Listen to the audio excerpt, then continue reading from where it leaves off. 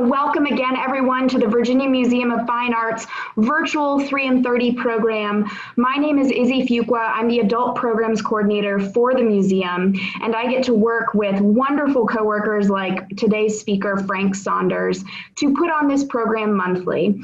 Frank will speak for approximately 20 minutes on 3 works of art that are in the museum's collection, and he will then allow for 10 minutes of Q&A from you, the audience. So with that, Frank, I will turn it over to you. Well, good morning and welcome. Thank you for showing up for this little experiment. This is the first time I've done one of these virtual 3 in 30s, so I got my fingers crossed. I'm hoping it'll go smoothly. I'm going to cover a lot of ground today because I really, the point that I want to make, get across about the photographs that I'm going to be talking about today from the Kamoinge exhibition is that they were made with darkroom, in the darkroom process. And so I'm going to talk about 3 photographs that I've chosen from the exhibition which display certain very singular characteristics that I can tell you how they were made in the darkroom, and that give you a little bit of an insight into the darkroom process. But first, I'm going to, for those of you who are under 30, you might not even have ever heard of making photographs in the darkroom, and you probably are not familiar with the film photography process. And so I want to share this information with you, just a really quick overview, very quickly to get you in the mood for the information I'm going to be talking about later. And so this is a 35mm camera.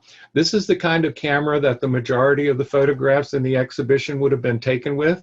It looks quite a bit like the digital cameras that we use now, but this is a film camera. And it has very little electronics in it at all. It is basically a machine. And the only part that is electrical is the light meter. And there's a little tiny battery that runs the light meter. Otherwise, it's fully mechanical. And I'm going to open up the back and show you. There's no electronics inside. In fact, for a large part of it is somewhat hollow. And that's because it has to have film in order to work. And when you're using a camera like this, you have to go out and buy some film. This is a roll of 35mm black and white film. So on this roll of film, there's enough film for me to take 36 photographs. So that's one of the big differences. You can tell right away. You can't take thousands of photographs with your digital camera. When you're using film camera, you're limited to the amount of film that you have that day. So I have one roll of film, 36 exposures, so I can take 36 pictures with this. And let me go over sort of the process. I load the film in the camera, and I'm ready to take pictures. So I go out, see my subject matter, start clicking away and taking photographs. Basically what I'm doing is exposing the film to the light, making an image.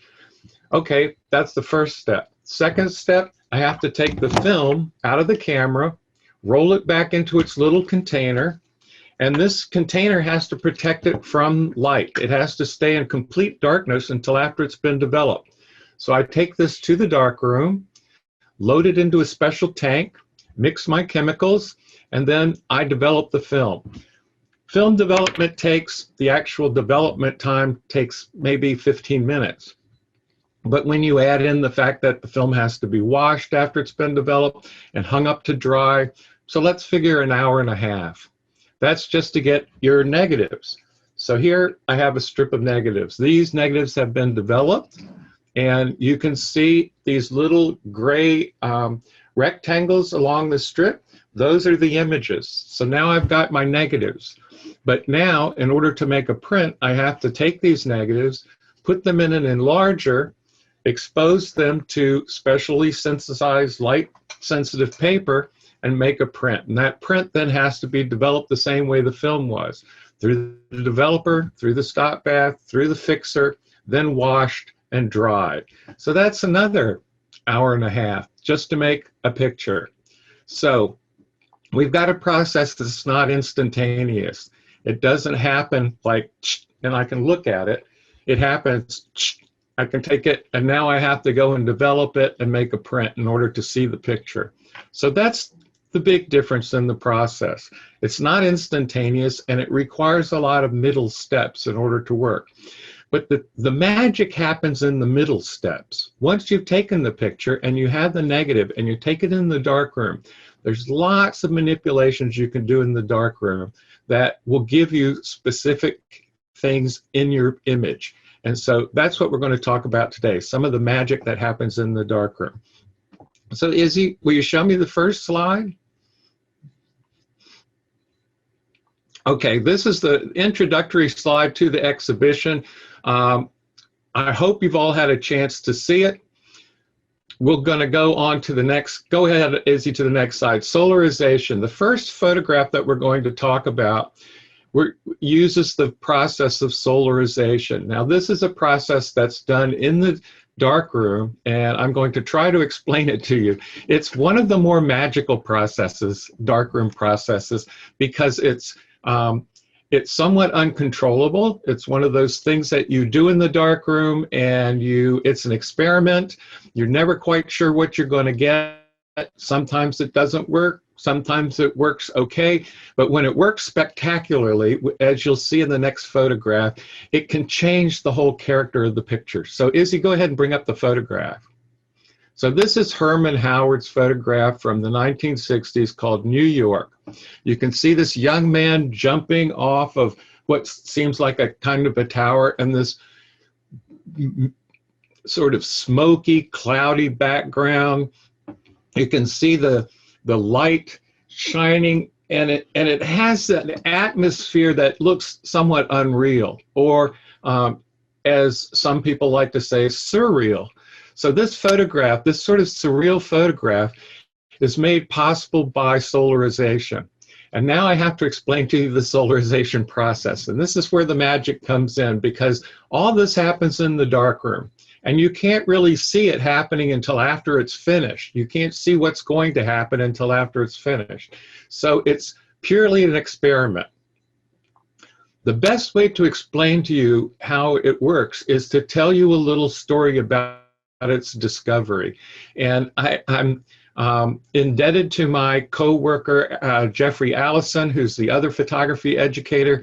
I went to Jeffrey and I said, I know this story about solarization, but I'm not sure about the details. And Jeffrey got back to me the next day and filled in all the details. So this is sort of the story of solarization. In Paris in the 1920s, Man Ray was one of the leading experimental photographers of the time, and he was part of a group of different, loose group of different photographers and artists, the Surrealists, and he employed some of these other photographers to help him in the darkroom. And one of those was the English woman photographer named Lee Miller. And Lee Miller was developing film for Man Ray. And when you develop film, you have to do it in complete darkness. So she's in a small room with a tray developing film, and this being the 1920s and sort of a funky area in Man Ray's studio, a mouse runs across her foot. She instinctively reaches up, pulls on the light cord, and then realizes, oh my God, I'm developing film. This will ruin the film. So she turns the light back off again.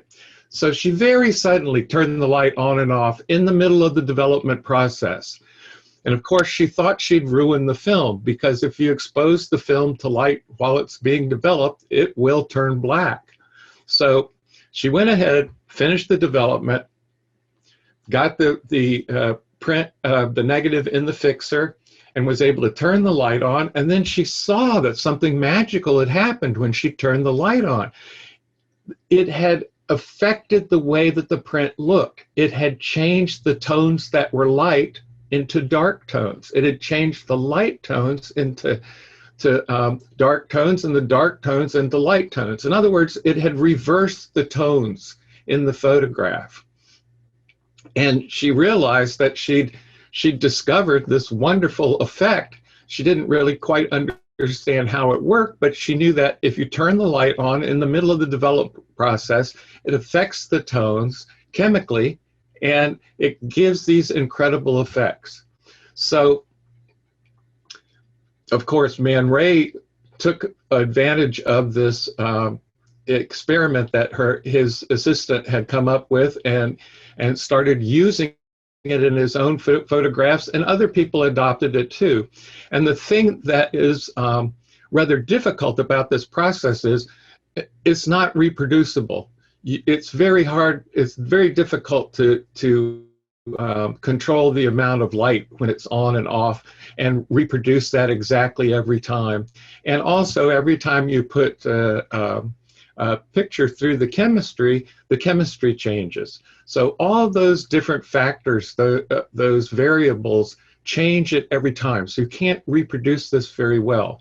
And so the photographers who wanted to use this process came up with a trick. See, if you do this on film, say 90% of the pictures that you experiment on are not going to come out. So you're wasting all this time photographing and then ruining your film over and over and over again.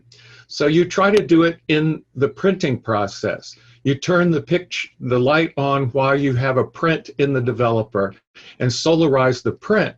That way, if the print messes up, you can throw away the print, but you've still got the negative. So you can keep working on the same image. Then, once you have reached a print that satisfies you, you can take that print, finish processing it, and dry it, and then rephotograph that print and use your new negative of that print to print this image over and over again exactly the way you want it. So I'm assuming that that is the way that this print was processed, and that's what gives it this incredibly dreamy, surreal kind of atmosphere, where the young man's sort of jumping off into space and you have these wonderful swirling tones of gray all around them. And that's one of these magical things that you can do in the darkroom that really is completely different than what can be done digitally. So Izzy, next slide. The filed out negative carrier. This is one of my favorites. Okay, the filed out negative carrier. Let's look at the picture that goes with it. All right, this is the photograph by Ming Smith. Ming Smith was the only female photographer who was a member of the Kamoinge group. And like a lot of the members of the photography group Kamoinge, she was somewhat of a beginning photographer when she joined the group. She was an accomplished, she had a great eye, but technically she was still learning. And so she was one of the photographers that didn't have her own darkroom.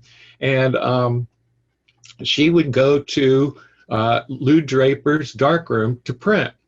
So one day she gathered up her materials, she went to Lou's darkroom and got there, and apparently it was a bit of a trip across town to get to the darkroom. And she got there, was unpacking her things, and she realized that she'd forgotten something. She'd forgotten her negative carrier. And she was very, very disappointed and upset, because it really wasn't possible for her to run all the way back and get her negative carrier and come back. And she was somewhat distraught. She, thought she'd lost her chance to print that day. But Lou said, calm down, calm down. We'll make a negative carrier. So let me show you what she forgot. This is what she forgot. This is the negative carrier. Each enlarger has a negative carrier made for it. It holds the film and holds it steady and level in the enlarger while you're making a print. So this is what she had forgotten. Lou said, no problem. Here, we'll take a couple of pieces of cardboard. We'll cut out a rectangle for the negative to fit in, and then you can make your prints. Well, the thing about the commercial negative carriers, the kind that come with the enlargers, is when you put the negative in, the little rectangular cutout is fitted to be exactly the same size as the negative. So it holds it perfectly flat, and it holds it with the edges touching all the way around. So when you project light through it, you just get the image that's in that negative. But if you do like Lou did and make a negative carrier out of cardboard, you probably will cut it a little bit bigger than the actual negative, the size of the negative. And that gives you a little strip of the clear film around the outside of the negative. And when light spills through that and hits the photo paper, it turns the photo paper black. And it gives you a black line all the way around the outside. So when you look at Ming's photograph and you see this rough black line around the outside, that comes from the fact that they made a negative carrier that was cut out larger than the size of the negative. And there are sort of two reasons that people, this was very, very popular in the 60s and 70s. And there are sort of two reasons that photographers like to use this technique. Number one, it sort of frames the image. It gives you this black line around the outside that sort of acts like a frame around the image, makes it stand out, gives more emphasis to the edges of the negative of the image, and it makes it very distinctive. In other words, it's sort of like looking through a window onto the actual picture. So that's one of the things that people like. The other thing that was very strongly felt by a lot of photographers, especially street photographers, was that they wanted to show that they were not cropping the image after they took it. In other words, when they got back to their darkroom and they were making a print, they weren't making a print of some little corner of the picture that they took. They were showing you everything that they saw in the viewfinder when they took the picture. They wanted all of that information in the print. And so when you have a black line around the outside, that signifies that everything that the photographer saw when they took the picture is in the actual print when it's finished. And so that gives you an idea of the kinds of ways that you can use this filed out negative carrier to make this black line. And the way that it got its name, filed out negative carrier, is because people would take the commercial negative carriers that just come directly to the edge of the negative image and would take a metal file and file it out all the way around to give you that black line around the outside. Very distinctive, and also very much of this time period, the 60s and the 70s. Okay, one more. Izzy, what do we got? Double exposure. Okay, this is a fun one. And this is one a lot of people have seen before and might be familiar with. So let's look at the image. This looks like it could be a double exposure. I think it could even be a triple exposure. And there are two ways to create this effect in taking a picture. One of them is to expose the same part of the negative inside the camera twice. So when you look at my 35mm camera, I have a little part on here that winds the film forward. Every time I take a picture, it unlocks, and as I wind this, it pulls the film forward. So I get a clean strip of film that doesn't have an image on it. But there are ways using the camera to make it skip that. Some cameras have a little button you can push and you can wind it, but it doesn't pull the film forward. It disengages that function so that you can take more than one exposure over top of another. And every time you take another exposure, you're exposing the film to light again and getting another image on top of it. So you're also building up a lot of density in the film. So you can, it's hard to control, but if you practice it, you learn that if you leave a space in the image, like a piece of sky in one part, if you take another picture over that same thing and you move the part of the image you want in that area over that open space, you'll be able to record two images on the same piece of film. And you can kind of coordinate that. It's something that takes practice, but it is possible. So That's one way of doing it. The other way of doing it, I dropped one of my strips of negatives here, you can do it in the darkroom. And this gives you a little bit more control because you can move the negatives back and forth. But you can take 2 strips of negatives, line one negative up over the other one, put them in your negative carrier to hold them flat and still, and then close it up, and you've done the same thing. You've overlapped 2 images, and now you can print them on your photo paper. And this will give you a little bit more control, and you'll be able to anticipate a little bit more exactly how those images are going to go together. So that's essentially some of the little darkroom tricks. Things that perhaps there's an app now that you could push a button on your computer and get them to do some of these processes to your images, your digital images. But in the darkroom, it's all hands-on. It's all an experimental process. You make a print, you look at it, you judge it, you see if that's what you want, and if there's things you need to change, you go and you make another print, make some little adjustments. It's an additive process. And so that's kind of the essential difference between how these photographs were made in the darkroom and how you might accomplish them now in the digital age. So Izzy, I hope you've got some good questions for me. We do. Thank you so much, Frank. This was wonderful to think about all the work that went into the artist's work. You know, it wasn't just taking a photo. There's so much creation involved in the actual printing of it. And I think that gets lost now. Many people think that the actual artistry goes on in the darkroom.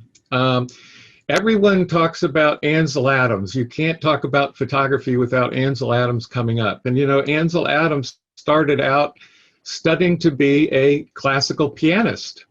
And he sort of looked at photography in the same way that he looked at classical music. And he had this analogy that he liked to make, that the negative was the composition, and the print is the performance. So you can take a negative and you can do multiple performances from this negative. You can have different photographs that look very, very different because of what you did in the darkroom. So it is a handmade process. Photography, I like to think of it as a craft. It's something that you learn over time. You get better and better at it, and you learn all these subtle little things you can do in the darkroom to enhance your print.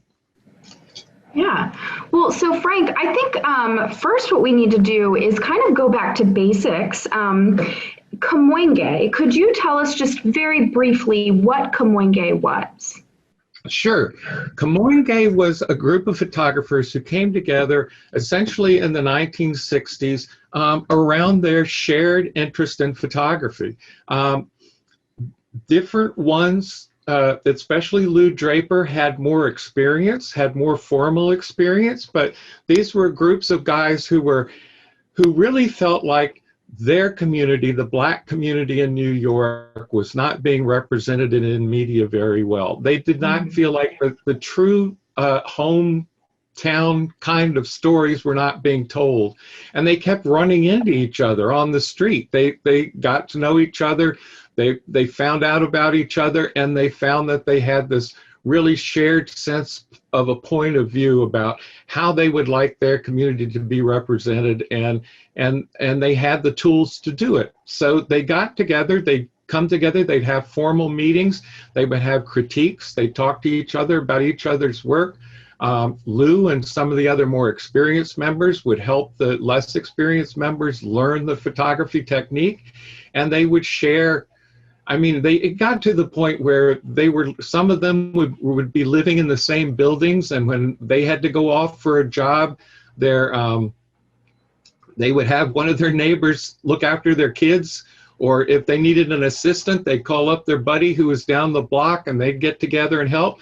So it really was this sort of communal group. They organized shows together, they organized publications, they produced 2 portfolios. they really were sort of a very early communal photography group that was self-organized, that influenced really the 60s and the way the 60s and 70s looked in photographs. Yeah, that's great. And Kamoinge, for someone who just asked, Kamoinge literally means working together, which is the exhibition title currently on view at VMFA. So this group of artists got together and they were heavily influenced by a book called Facing Mount Kenya. Am I saying that correct, Frank? Yes, sure. Yes. And so Kamoinge is a word in the, is it Kikuyu language, Frank? That I'm not sure about. I'm taking your word for it. I will link to the exhibition, which will give the language that's being referenced. But Kamoinge is a word that means working together. And that is how these artists saw themselves, as a collective who worked and supported each other. And Kamoinge is still active today. We are talking about the origin group here, these artists, but it is still very much an active collective.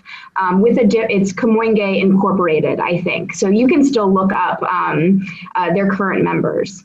So Frank, we just have a couple more minutes, believe it or not. We did get a couple of questions of going back to the content of your talk. Do you know if professional photographers use film now as you've been discussing it, darkroom, or have people all gone digital? Actually, it's funny. At first, it looked like everyone was going to go digital, but then there was a backlash, as there normally is in this sort of thing. And a lot of people discovered that there were things that you could do in the darkroom that you couldn't do digitally. And of course, there are things that you can do digitally that you can't do in the darkroom. Digital is perfect for our fast-moving society. And the fact that, I mean, it makes news collection, the fact that we can get instantaneous images from an actual news scene while it is happening is something that wasn't possible in the film era. I mean, it would take a couple of hours before you could get a photograph.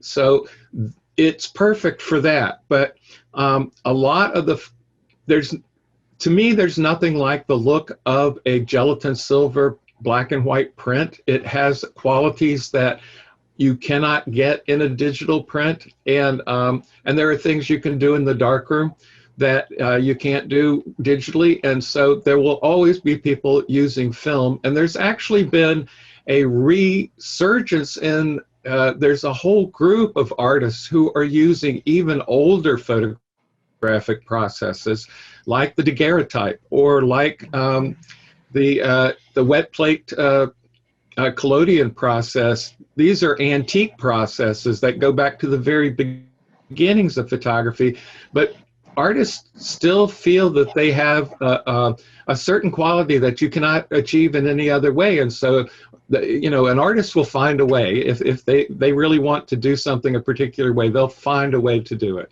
Yeah, that's great to know that, we're really not talking about antique photography here. There is a whole process that came prior to what we're talking about. So photography predates what we're seeing here, even though it feels very antiquated maybe to us in the digital age. Well, it's funny, photography is less than 200 years old. Photography was invented in 1839, so it hasn't been 200 years yet. But you can see we've gone from, in 200 years, we've gone from the daguerreotype and the very, very primitive positive negative salt print to these fantastic gelatin silver prints, and then on into the digital age. So. Mm-hmm. Yeah. Well, Frank, I think that's a good note to end on. Thank you so much, Frank. This was so wonderful. Thank you, Izzy. All right. So hopefully we'll see everyone at VMFA soon. Bye.